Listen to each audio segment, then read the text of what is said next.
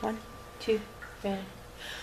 Ding dong, hear the morning church bell play. Hear it sound at break of day. Good day, good day. Ding dong, hear the morning church bell play. Hear it sound at break of day. Hear it sound at break of day. Hear the morning church bell play. Hear it sound at break of day.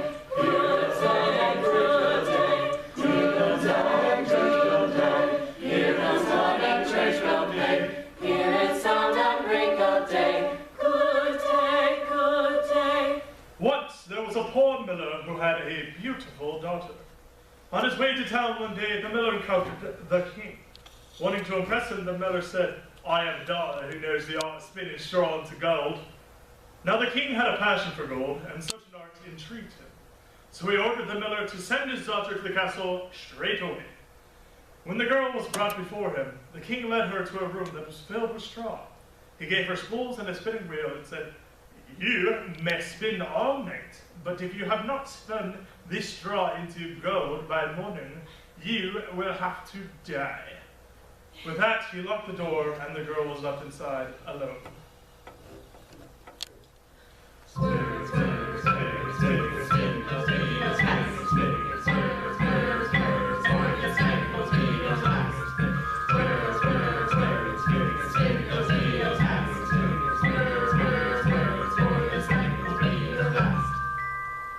There sat the poor miller's daughter, without the slightest idea how anyone could spin straw into gold.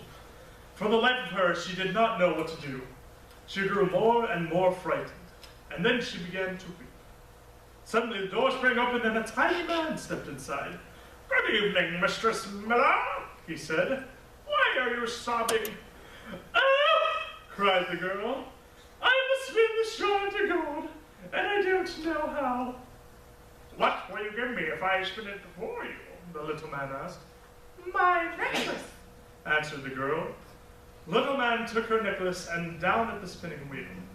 He pulled 3 times, whir, whir, whir, and the spool was full of gold thread. He fitted another spool on and whir, whir, whir. 3 pulls and that one too was full. And so it went until morning, when all the straw was spun and all the spools were full of gold. When the king came at sunrise, he was amazed and delighted, but all that gold only made him greedier. So he led the miller's daughter to a larger room filled with straw, and he ordered her to spin the straw too before dawn if she valued her life.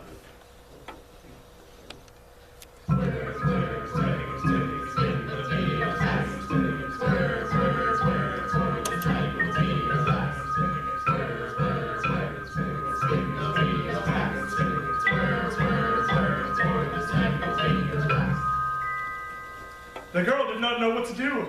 She began to weep. Once more the door opened, and the little man stepped inside.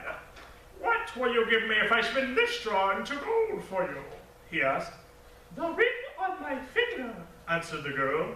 And the little man took her ring, then he set the spinning wheel whirring. And before the night was over, he spun all the straw into gleaming gold. Shortly after sunrise, the king returned. Piles of gold and spools glowed in the morning light. The king rejoiced at the sight of so much gold, but still he was not satisfied. He led the miller's daughter to a third, even bigger room that was piled with straw. "Tonight you must spin straw as well," ordered the king. "And if you succeed, you shall become my wife." Because he thought, "I could not find a richer wife in all the world."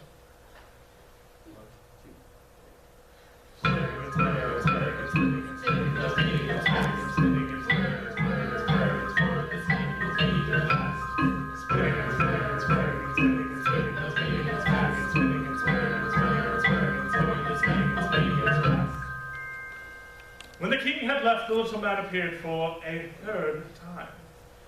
"What will you give me if I spin for you yet once more?" he asked.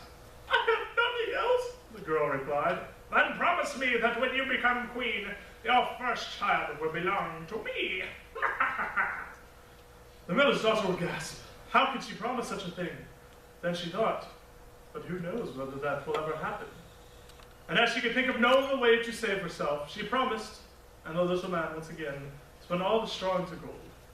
When the king came in the morning and he found everything as he had wished, he married the miller's beautiful daughter, and she became a queen.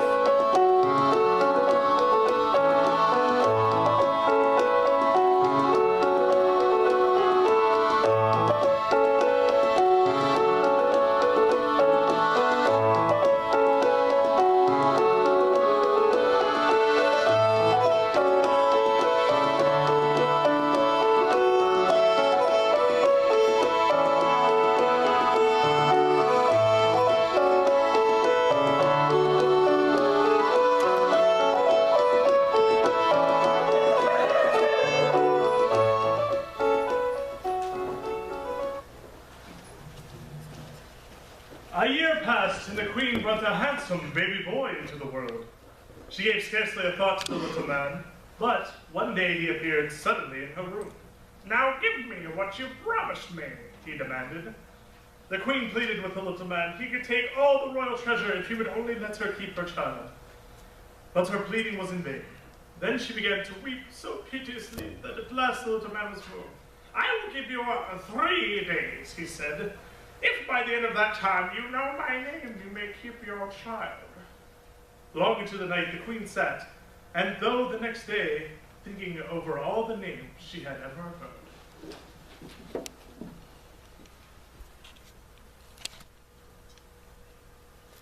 Matthew, Stephen, Harrison, John, Casper, Melchior, Balthazar, Tom.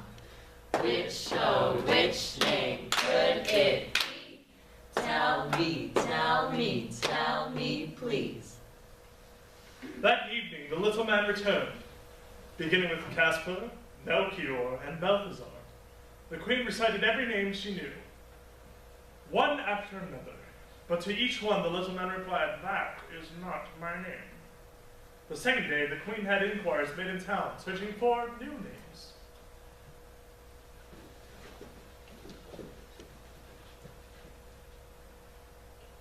Matthew, Stephen, Harrison, John, Casper, Melchior, Balthazar, Tom.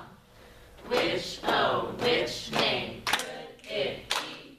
Tell me, tell me, tell me, please. And when the little man came that evening, she posed the strangest and most unusual names to him. She tried beastie ribs and leg of ram and string bows. But he would only reply, "That is not my name." Now the queen grew truly frightened, and she sent her most faithful servant into the woods to look for the little man. The servant searched through thickets and over clearings deep into the forest. At last, near the top of a high hill, she spied him.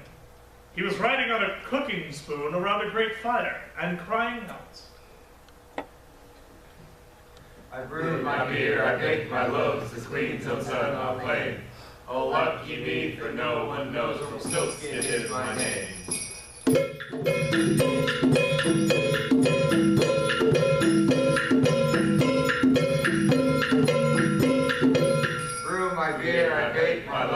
queen's own son I claim. Oh, lucky me, for no one knows Rumpelstiltskin is my name.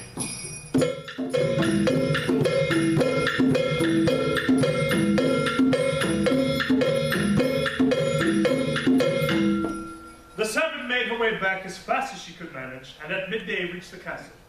You can imagine how glad the queen was when she heard the name. Late that evening, the little man arrived. "Now, Mrs. Queen," he said, "do you know my name, or do I take the child?" So the queen asked him, "Is your name Will?" "No." "Is your name Phil?" "No." "In that case, is your name Rumpelstiltskin?" "The devil told you that! The devil told you that!" shrieked Rumpelstiltskin, and in a fury he jumped on his cooking spoon and fled out the window, and he was never heard from again.